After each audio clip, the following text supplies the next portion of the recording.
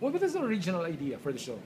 I guess that, I mean, it was more or less ours. I mean, you know, we'd got a lot of national press exposure and things like that, and it was always good for business when we got the press. It was always good for business. You know, we get something national, and like PBS in the United States, the government station, they did a documentary on us that was really good for business for like 6 months and slowed down. So we were always trying to get it, and we, on and off for 4 years, we were trying to get it and finally got it. You know, I think the big thing is when we were, Love Field Pictures and History Channel was the first production company and network that didn't want a show where, you know, it made all the customers look bad, and where they didn't want us to fight the entire time and stuff like that. So, and that was a big part of it. We weren't going to do a show that made pawn shops look like, you know, seedy places. And we weren't going to fight all the time, and I wasn't going to, you know, fight with my, you know, I wasn't going to put all my kids on. We weren't going to do a show like that. The asset of the, you know, of the show is the show itself. Before the show, we had 100 people a day in the pawn shop. Now we get 5,000. Okay, I mean, people line up all day. You're like a small country.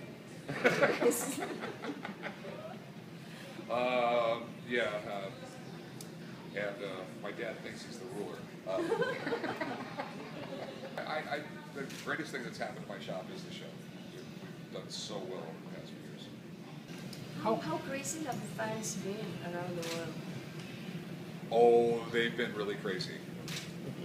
Like, we were in Buenos Aires, Yes. and like 400 people were supposed to show up for this event, and 12,000 people showed up at the event. Oh, like SWAT team showed up and everything else. It was crazy. I don't think I've ever had like a bad encounter with a fan.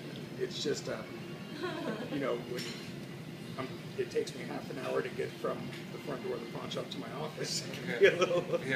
I don't know. They're all great. You know, if it wasn't for them, I wouldn't have the show. So. Any plans to increase the number of staff who appear on the show? We will if it's not that we don't have or want more staff on the show. I mean, yeah, they will appear on the show. It's just that we kind of have a formula that works, and you don't really want to mess with it. Yeah. It's not broke, don't fix it. But as far as the shop itself, we have over 60 people that work in there. I think you'll see a little bit more of we've got some in-house experts coming up in the next few seasons that you'll see, guys that actually work for us now. You'll start seeing some of them. Yeah. You know, we have a gemologist that's going to be on a few episodes. Rocco, my sword guy. Yeah, we have a sword guy in the house now. So you'll start seeing a lot of those guys on the show more often. Would you ever do a movie? Yeah, sure, why not?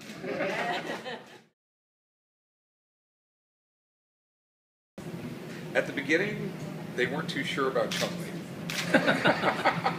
Why was that? It's actually funny. They put him in a test market,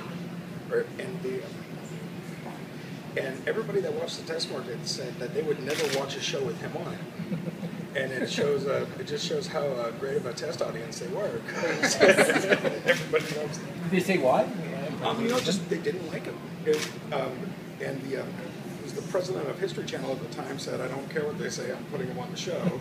And I think he was barely in the first few episodes. And, you know, the production company said we had to use him, and then finally the president of History said, "I want him on the show. I don't care what the test market said." Yeah, the test market said.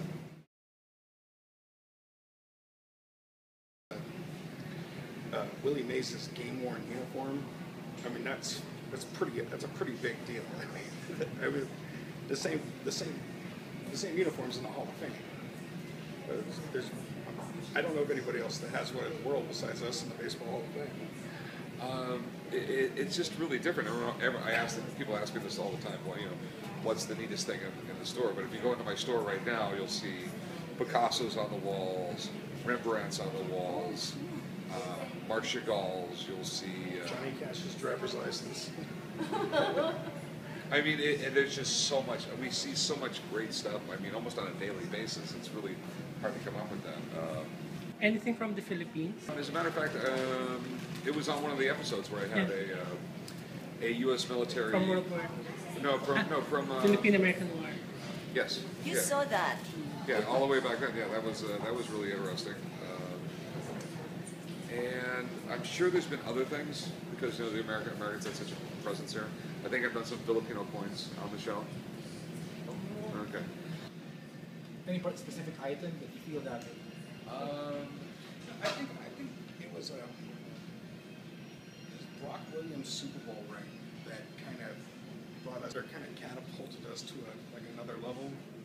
Because once we took it in, I mean, it seemed like we were getting pressed about 2 or 3 times a week, which I think eventually led to the TV show.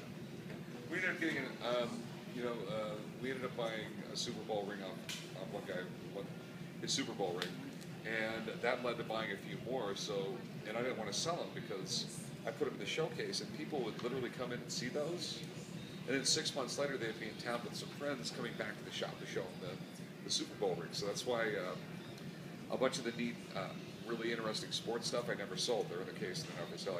I have Olympic medals in there. Olympic medals were some of the things too.